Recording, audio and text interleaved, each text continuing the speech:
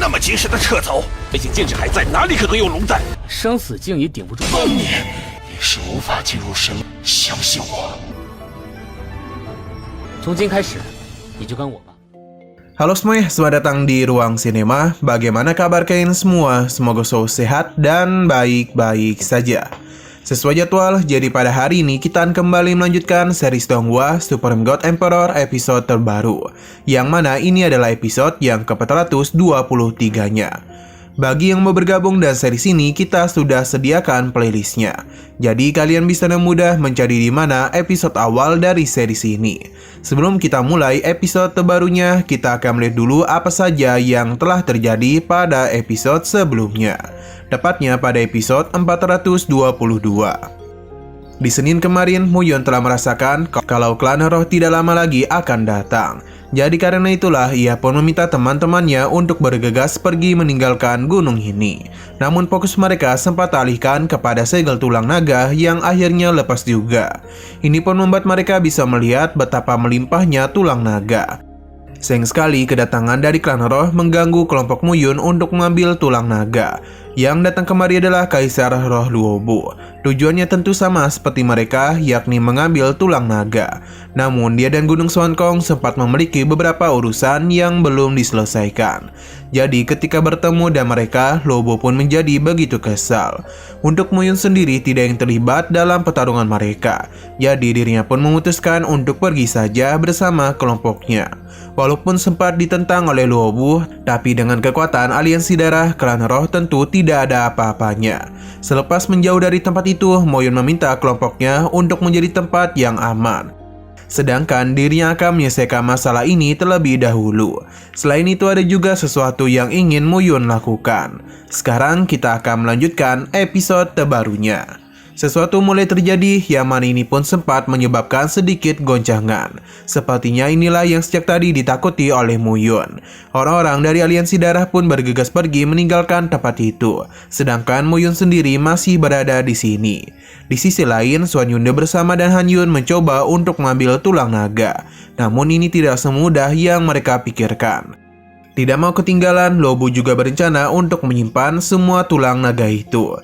Sayang sekali tindakan itu malah mengaktifkan larangan pada tulang naga, yang menyebabkan ledakan pun terjadi. Dan gini tulang naga secara perlahan mulai hancur. Xuan Yunde pun menjadi begitu marah kepada Luobu, karena dia yakin Luobu sengaja melakukan semua itu agar mereka tidak bisa mendapatkan tulang naga. Luobu membenarkan hal tersebut. Setelah puas membuat mereka rugi, ia bersama para eldernya pun pergi dari tempat itu. Untuk tulang naga sendiri masih meledak-ledak yang membuat Xuan Yunde dan Han Yun tidak bisa berbuat apa-apa selain melihat tulang naga musnah di hadapan mereka.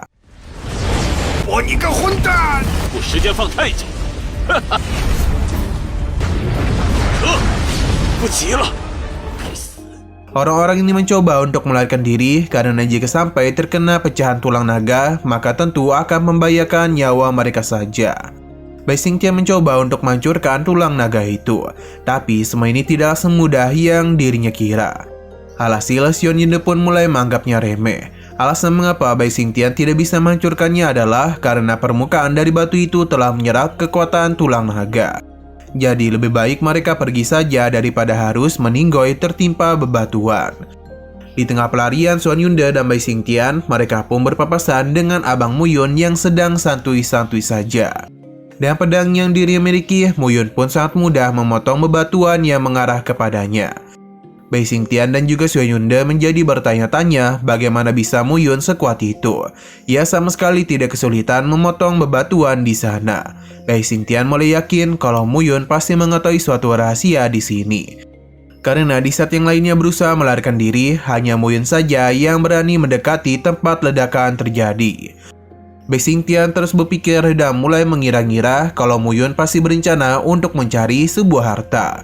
Xuan Yunde menganggap itu tidaklah benar, karena di puncak sana sedang terjadi ledakan yang begitu berbahaya. Bagaimana mungkin ada sebuah harta? Alhasil mereka berdua pun hanya bisa pergi saja.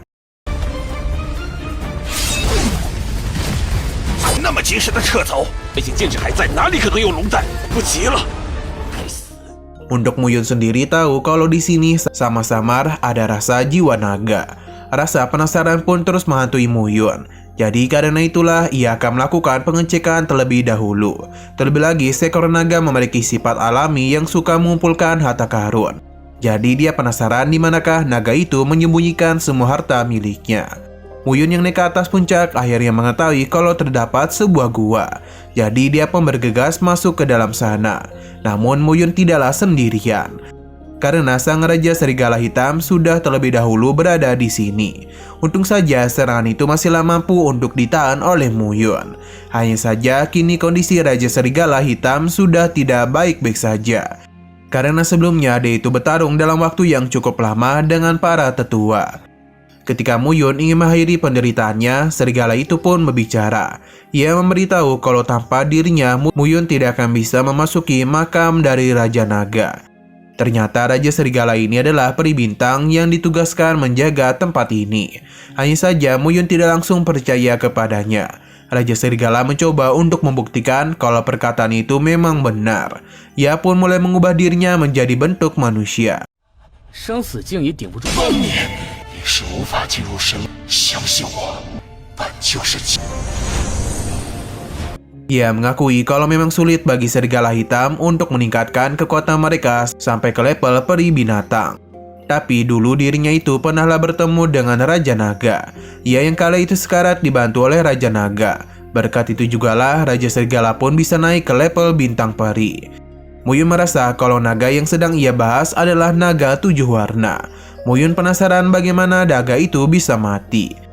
Sayang sekali Raja Serigala tidak tahu bagaimana naga 7 warna yang sekuat itu bisa meninggoy. Namun yang dirinya ingat kalau Raja Naga sedang terlibat pertarungan sengit dengan seseorang. Beruntungnya ia bisa lolos dari pertarungan sengit itu. Raja Serigala yang selalu mengingat kebaikan dari Raja Naga memutuskan untuk tetap tinggal di sini demi bisa menjaga tempatnya. Raja Naga bertugas untuk menguasai seluruh area ini termasuk juga dengan telur naga. Mendengar perkataannya, Muyun pun menyadari kalau Raja Serigala sudah tahu telur naga sekarang berada di tangannya. Wajar bagi Raja Serigala tahu karena apapun yang terjadi di Gua Naga ini bisa ia ketahui. Selain itu, ia juga sudah tahu kalau Muyun telah bergabung dengan bagian dari sisa-sisa jiwa naga. Seharusnya Muyun pasti tahu apa permintaan terakhir dari Raja Naga kepadanya. Berhubung tuannya ini sudah tidak ada, jadi Raja Serigala ingin mengabdikan dirinya kepada Muyun. Ia berjanji akan setia kepadanya dan juga akan merawat telur naga hingga ia tumbuh dewasa.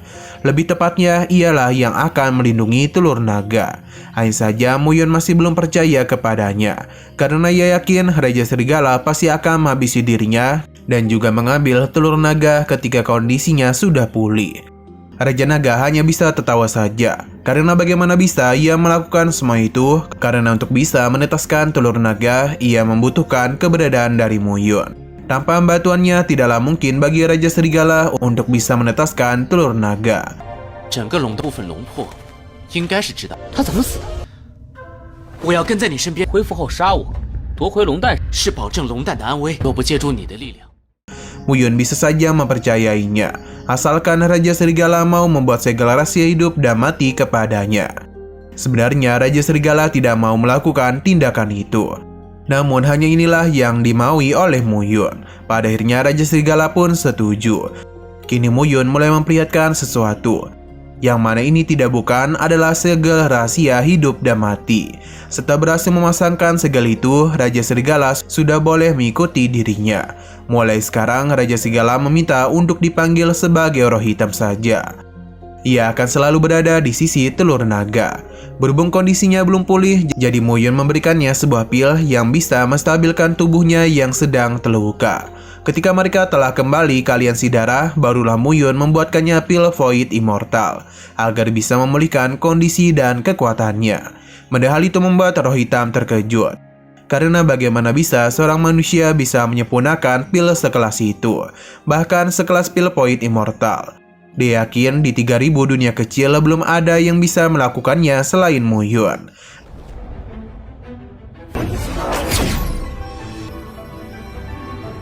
从今开始，你就跟我吧。是一般的炼丹师能够炼制。Nah, sayang sekali lagi seru-serunya, episodenya pun harus bersambung dulu. Namun sebelum kita akhiri, seperti biasa kita akan melihat preview bagian selanjutnya. Di sini Abang Muyun dan juga Roh Hitam telah sampai di sebuah tempat yang mana ada patung yang cukup besar di sana.